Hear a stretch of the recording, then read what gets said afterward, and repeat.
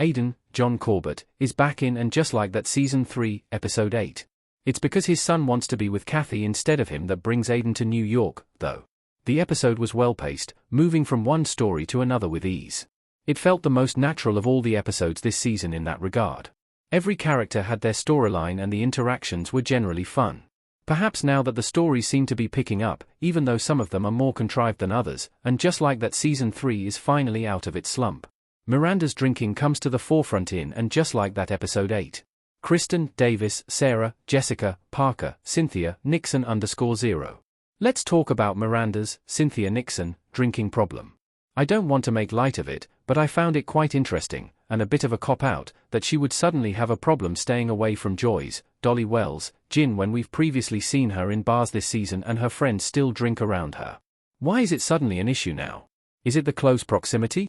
I appreciate And Just Like That trying to tackle it because the way it was handled initially felt like the writers attempting to give Miranda something to tackle that wasn't her relationship with Che. But now it's like it was forgotten about until this moment. The show didn't linger on it at all, so dealing with it again comes off as a bit contrived. With storylines like this, a build-up is necessary, and Miranda's struggles with alcohol should have been shown at least once before Episode 8 delved into it. And because it's Miranda, I did chuckle at the way she handled the gin. Tossing it down the trash chute was great. Separately, this turn means Miranda will have to broach more serious topics with Joy. It's something she's been hesitant about, especially after telling Carrie that their relationship has so far been effortless. That's what primarily stuck with me. Miranda and Joy weren't always going to be in the carefree portion of their relationship, things had to get a bit more real, and I look forward to seeing how that's handled. I hope Miranda's alcoholism, and I love that she was questioning it herself, isn't swept under the rug and ignored. I'd like to see where things lead with Joy and how that shakes out. Their relationship can't fully progress without Miranda's willingness to talk about the more difficult life stuff. Aidan might be starting to see Duncan as a threat to his and Carrie's relationship.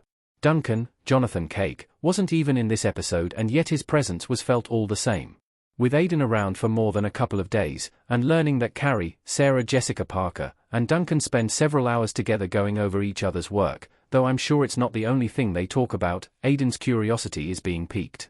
It's not like he even sees Carrie and Duncan interact, but he wonders, and asks questions. They're questions Carrie's friends aren't willing to broach, which makes him even more suspicious, and likely concerned.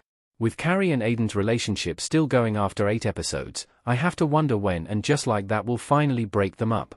I still think it'll happen, but after Episode 8, I firmly believe the decision will come from Aidan. After all, he's still struggling with his son and working on their relationship. That isn't going to end anytime before the 5-year timeframe, that's been mentioned so often we can't forget it. Maybe being the one to end things will feel like setting Carrie free to actually pursue other people. The whole 5-year timeline wouldn't have been brought up otherwise. Elsewhere in the episode, Seema, Sarita Chowdhury, and Adam, Logan Marshall Green, are hitting it off. I love that for them. Though they seem like a strange pair, their opposites attract dynamic works. Adam is a lot more chill, while Seema is not. They balance each other out. As for how long this relationship will last, I'm not sure, but it's been nice watching them be together. Lisa's, Nicole Ari Parker, storyline with Marion, Mekhed Brooks, is interesting. I feel like, initially, it kind of came out of nowhere and bugged me because it insinuates that men and women can't work together without having some sexual tension involved. But And Just Like That Season 3, Episode 8 showed, more than anything, that Lisa is lacking excitement in her own relationship. She and Herbert, Christopher Jackson, have achieved power couple status and all that, but they've also been so heavily focused on their work that their relationship may be fizzling out in other areas. Lisa previously worried that sleeping in separate beds would drive them away from each other. Is this a self-fulfilling prophecy? I can't deny that she and Marion do have chemistry, and, hey, it's all good to have a crush on someone who isn't the one you're married to, but I'm also starting to wonder if Lisa is making things more awkward than they actually are. Either way, Lisa and Herbert will likely have to talk about their relationship eventually. While Charlotte doesn't get much to do except have vertigo, a real thing, indeed, her storyline brought some of the laughs and reminded us that these women are growing older, which means health issues abound.